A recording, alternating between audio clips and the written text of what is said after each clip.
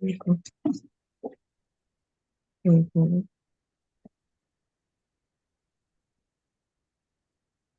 Very smooth 98.1 FM. Good morning and welcome to Business Express. It's the Tech Friday edition, and we've got our regular in here. Every time it comes in, we get to hear from the ancestors in a very tech way. Good morning to Fisayo Durojaye, General Partner, Ancestors Advisory. Good morning. Good morning, Omas. Good morning, Lagos. Good morning, everyone listening and watching. It's great to be here this morning. Okay, so Fisayo, let's see what your ancestors would think about Nigeria's digital economy ministry. First of all, lay the background of what this ministry is all about and if it's really pulling its weight. Well, the ministry is, I think, is Ministry of Communications, Digital Economy, being led by Honorable Minister Dr. Bosun Tijani, uh, who is well known within the tech community as one of the pioneers of accelerators in the country. Anyways, so. The ministry is designed to ensure that yes, the country moves, in a certain direction when it comes to technology adoption and improving, our in quote digital economy. I think that was added by the last minister to ensure that yes, Nigeria becomes, a digitally driven economy rather than being in quote analog. Right. So that's essentially what the ministry is designed to achieve.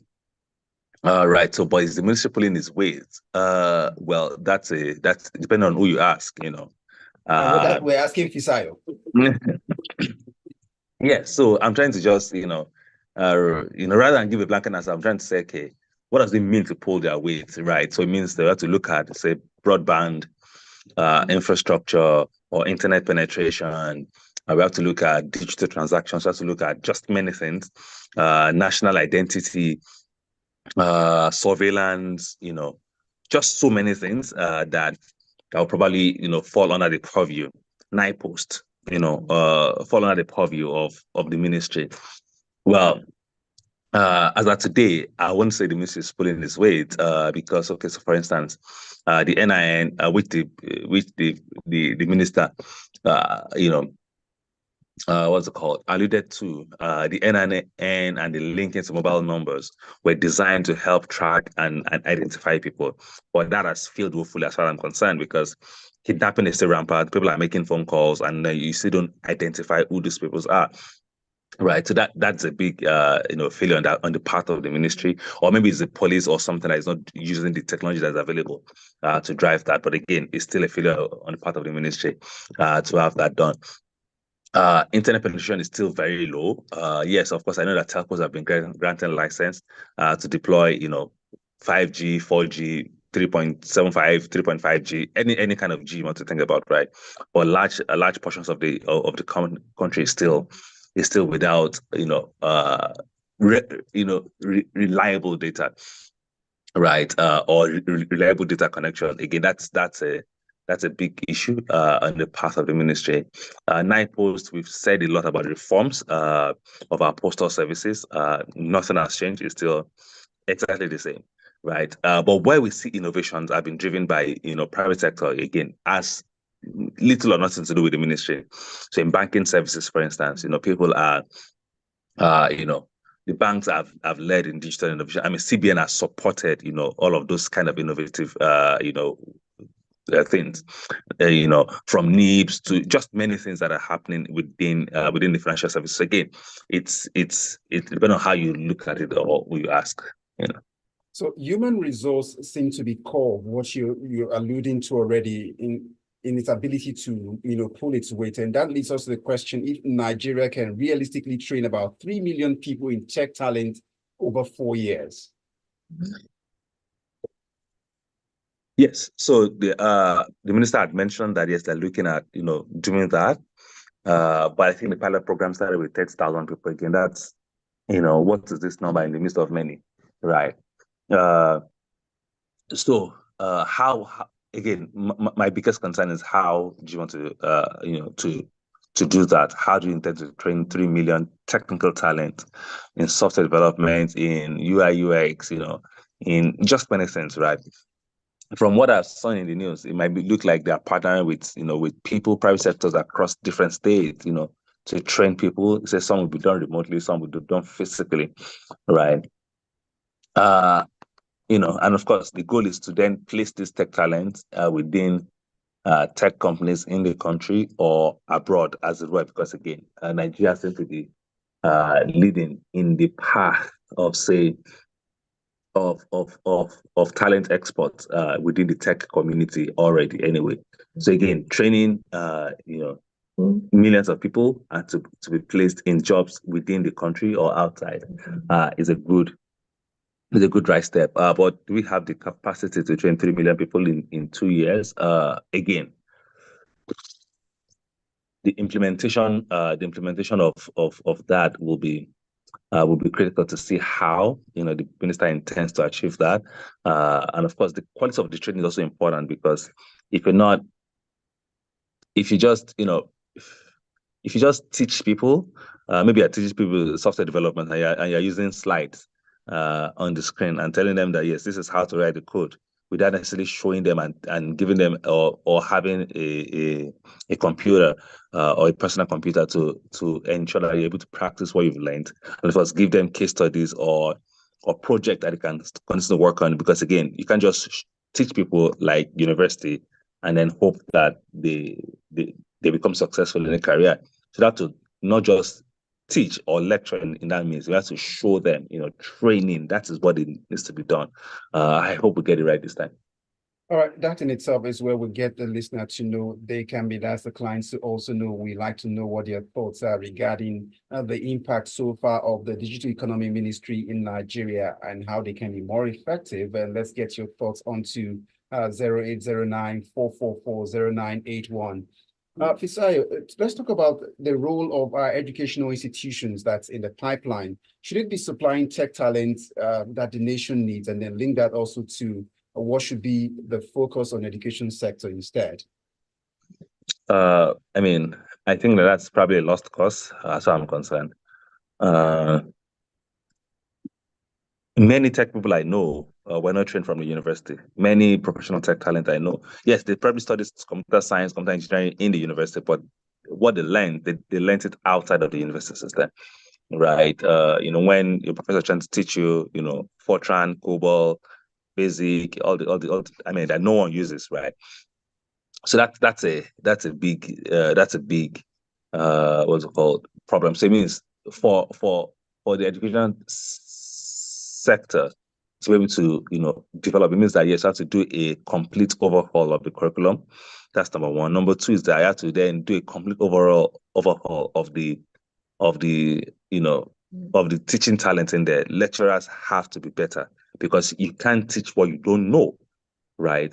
If I was president, if I was in charge of the education ministry, I would to a large extent force long-term academics to move into private sector and back, so that you're not just sitting in the university system designing curriculum that is not relevant in a workplace, right? So even teaching finance, you have to teach things that are relevant in the marketplace today, not just so that people. I'm sure you've heard it, right? Graduates will say there's no job, employers will say graduates are not employable, and this is the problem, because there's a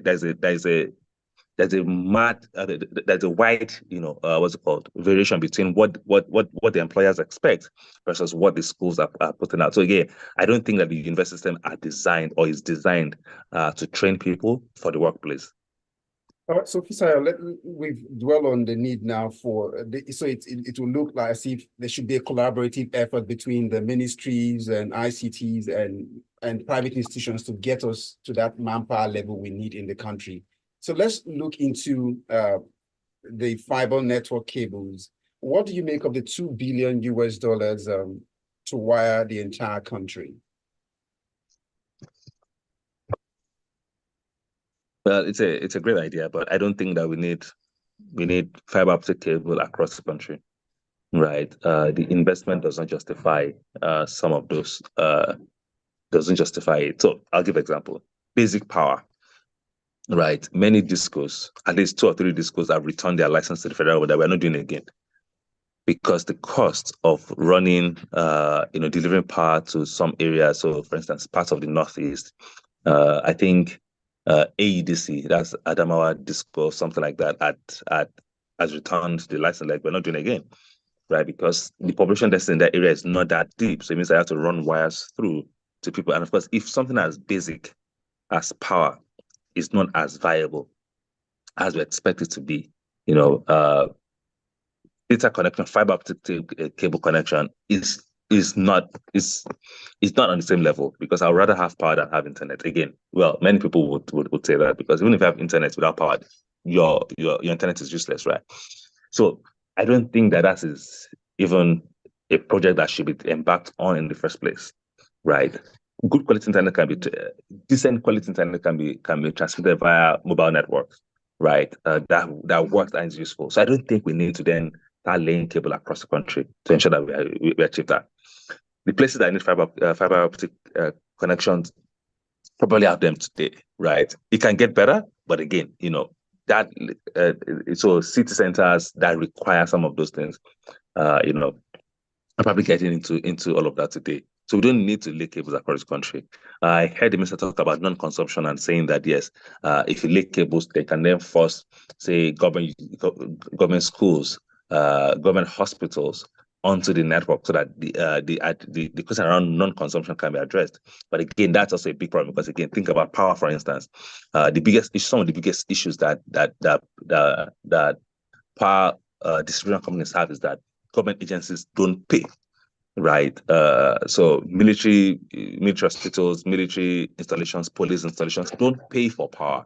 So you don't want to force them to pay for internet. Again, I don't think it works like that. I think we have to rethink and re-strategize on this matter.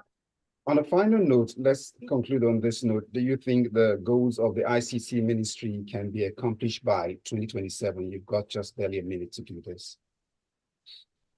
I mean, I would talk like politician with God on our side.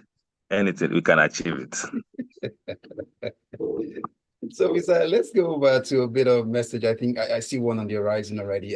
Let's see if yours coming at this time on 0809-444-0981. I might be able to just throw that log of message in. Finally, Luburoko made it. Okay, let's go on to Tayo's message first. He had started with this message and he said, that's Tayo now. I am more concerned with how the Digital Economy Ministry checkmates criminality in Nigeria because it has become rampant despite the drive for NRN.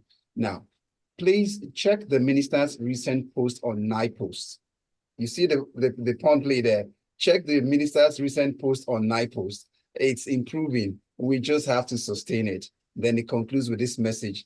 Education can only inspire after students endure necessary tutelage. Motivation from within is a key component that drives an entrepreneur. That's Tayo's thoughts this morning. And our final message comes in from Fine Oluboroko. Fisayo captured my thoughts this morning with regards to the archaic curriculum that our universities run in Nigeria, plus the fact that lecturers too need to go and update their knowledge to meet up with their dynamics, the dynamic work environment. That's it. They say some lecturers have been using the notes they got since even when they were, that's what they're still passing on.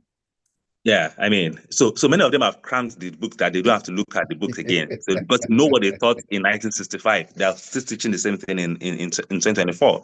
So they've learned it so much that they don't need to. So people, I mean, and then people think that they are smart, but that's total nonsense. Anyways. Once again, I want to say thank you. Let's not get Fisayo started. I mean, Fisayo, you kept it cool all this while, so let's just end on this note. So I want to say thank you to Fisayo Durojaye, General Partner and Cestus Advisory for your time on Tech Friday Business Express this morning. Have a great day. Thank you for having me.